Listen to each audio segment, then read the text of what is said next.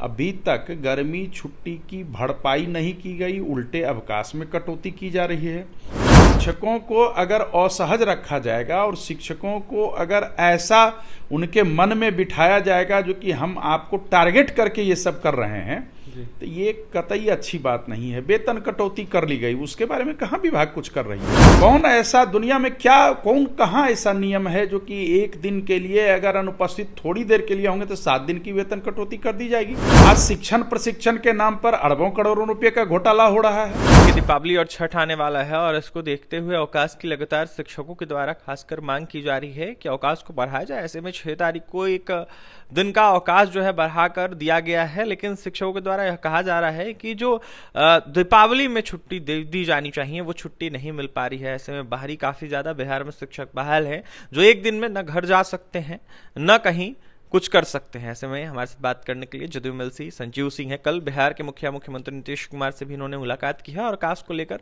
चर्चा भी इन्होंने की है। जुड़ेंगे, बात करेंगे। संजीव जी, क्या कुछ चर्चाएं हुई है अवकाश को लेकर जिस तरीके से दीपावली और छठ आ रहा है इसको देखते हुए? सबसे बड़ी बात है कि दीपावली और छठ के त्यौहार जो भी होते हैं, जो भी धार्मिक अनुष्ठान वाले पर्व त्यौहार हैं, तो हिंदुओं के लिए इससे बड़ा पर्व त्यौहार कोई नहीं है। एक नवरात्रा बीत गया, उसमें भी ये छुट्टी वाला विवाद हुआ था और उसमें भी जो पूर्व की भांति छुट्टियों का प्रावधान था वैसा नहीं किया गया। हम लोग प्रयास भी किए थे, शिक्षा मंत्री जी को भी कहे थे। और कल खास करके दीपावली से छठ तक की छुट्टी जो कि विश्वविद्यालयों में लागू है, महाविद्यालयों में लागू है। आप कह रहे हैं बिहार के बाहर के शिक्षक, मैं बाहर और अंदर की बात नहीं करता। कोई भी शिक्षक चाहे वो बिहार के ही क्यों नहीं हो, इस पर्व त्योहार में वो घर जाते हैं और समाज और परिवार के साथ पर्व त्योहार मनाते हैं।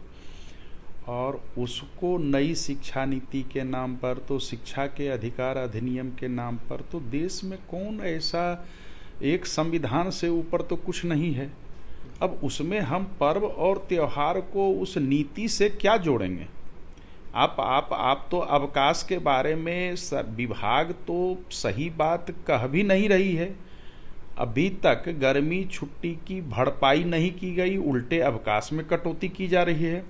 गर्मी छुट्टी में शिक्षकों को बैठाए जाने का क्या कारण था, उसका क्या प्रयोजन था? तो विभाग जो है वो देखिए सब अपनी अपनी जगह पर है। ये नीति कोई भी नई शिक्षा नीति है, मूल विषय यह है जो कि छात्र छात्राओं की पढ़ाई बाधित नहीं हो। ये पर्व त्योहार कोई शिक्षकों के लिए ही है। आप लोग भी कहते हैं शिक्षक नहीं जाएंगे, ये नहीं, छात्र छात्राएं, उनके अभिभावक, शिक्षक सब तो सबके यहाँ पर्व होता है।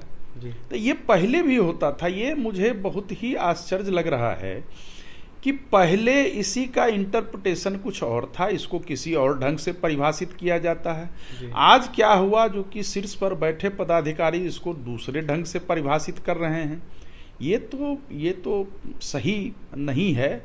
और मुझे लगता है जो कि एकदम मैं दावे के साथ कह रहा हूँ, मैंने कल भी मुख्यमंत्री महोदय से अनुरोध करके कहा था जो कि शिक्षकों को अगर असहज रखा जाएगा और शिक्षकों को अगर ऐसा उनके मन में बिठाया जाएगा जो कि हम आपको टारगेट करके ये सब कर रहे हैं, तो ये कतई अच्छी बात नहीं है। वेतन कटौती कर ली गई, उसके बारे में कहाँ विभाग कुछ कर रही है? कौन ऐसा दुनिया में कहाँ ऐसा नियम है जो कि एक दिन के लिए अगर अनुपस्थित थोड़ी देर के लिए होंगे तो 7 दिन की वेतन कटौती कर दी जाएगी? भाई आज तक तो विभाग द्वारा किसी भी अनियमितता की जांच नहीं करवाई गई। आज शिक्षण प्रशिक्षण के नाम पर अरबों करोड़ों रुपए का घोटाला हो रहा है। भाई देखा तो जाए। मुझे लगता है जो कि ये इस पर जो शिक्षकों को सहज करे, जो शिक्षक सहज हो करके अपना अध्यापन कार्य करें, छात्र छात्राओं को उससे फायदा हो, ये करना चाहिए विभाग को। और शिक्षकों के साथ बैठ करके संघ संगठनों के साथ, शिक्षक प्रतिनिधियों के साथ बातचीत करनी चाहिए। आखिर पढ़ाएं, छात्र छात्राएं पढ़ें, इनके लिए कौन विरोधी होगा? कोई भी विरोध नहीं करेगा इसके लिए। आप उपस्थिति देखिए, आप सब कुछ देखिए, लेकिन आप ये भी देखिएगा किसी के नैसर्गिक अधिकार का हनन नहीं हो। ये कौन कोई भी आदमी अगर हैं जी तो वो ऐसे पर्व त्योहार को, ऐसे लोक आस्था के पर्व त्योहारों को वो छोड़ नहीं सकते। लेकिन उसमें वही होगा जो कि शिक्षकों की जो छुट्टियां हैं, जी अगर ये विधिवत अवकाश नहीं दिया जाएगा तो उनको अवकाश लेना पड़ेगा। अच्छा संजीव जी, आप अस्वस्थ हैं? जिस तरीके से नीतीश कुमार से बात हुई आपकी, जिस तरीके से आपने अवकाश को लेकर अपनी बातें रखी, उसको देखते हुए मैं आश्वस्त रह करके ही आगे बढ़ता हूँ। मैंने उदाहरण भी दिया, मैंने 3 दिन पहले अपना पत्र दिया था, उस दिन समय नहीं मिला, मैंने मेल कर दिया और कल उसी पत्र को लेकर मैं मिला था और मैंने मुख्यमंत्री महोदय के संज्ञान में दिया, जो कि आपके राज्य के विश्वविद्यालयों में 31 दिसंबर से 31 अक्टूबर से 9 नवंबर तक दीपावली और छठ महापर्व की छुट्टी है।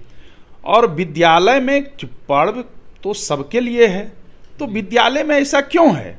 पहले भी तो ऐसा होता था, चूंकि जाना और आना जो अपने घर में नहीं है, जो नज़दीक में नहीं है, चाहे वो बिहार के बाहर के हों या बिहार में रहने वाले हों, बिहार के वासी हों, तो अगर वो आएंगे जाएंगे, आप कौन नहीं जानता है जो कि आरक्षण कराने में, रेल का आरक्षण हो या बसों में कितनी भीड़ हो जाती है।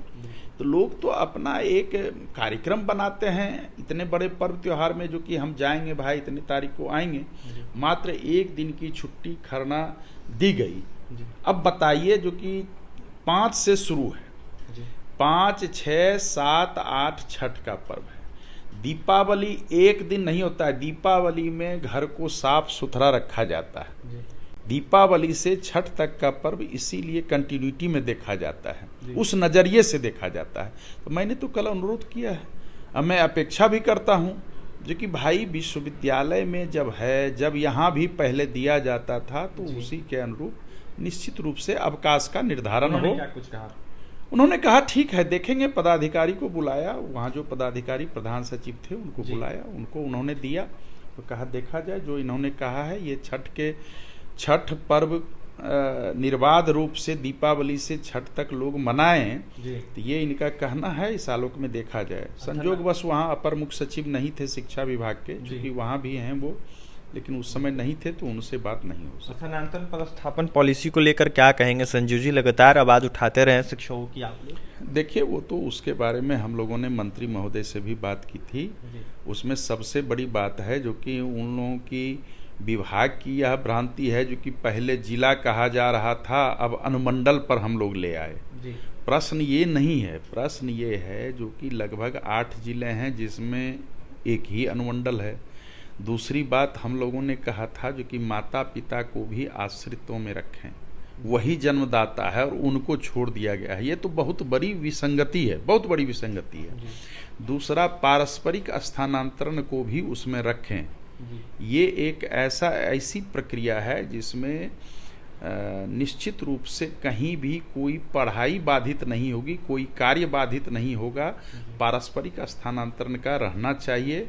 और तीसरा, जो कि मंत्री महोदय से अनुरोध किए थे, इसमें लगभग आप 2 साल के लिए जो परीक्षमान अवधि का समय होता है, उतनी अवधि को ही मान करके, उसी मापदंड को निर्धारित करके आप ये तय करें कि जो 2 साल जिनका मात्र सेवानिवृत्ति मात्र 2 साल ही शेष है, उनसे ऑप्शन लिया जाए, उनको भी उस श्रेणी में रखा जाए। क्योंकि अब सेवा के अंतिम वर्ष में अगर उनको उनके मनोनुकूल पदस्थापित या स्थानांतरित नहीं किया जाता है तो निश्चित रूप से उनकी कार्यशैली पर असर पड़ेगा, और कार्यशैली पर असर पड़ने से कहीं ना कहीं अध्यापन शैली जो है वह प्रभावित होगी। देखिए, हमारे साथ बात करने के लिए जदयू एमएलसी संजीव सिंह थे। ऐसे में कल नीतीश कुमार से इन्होंने मुलाकात की है और कहीं ना कहीं अपनी बातें रखी है शिक्षकों को देखते हुए।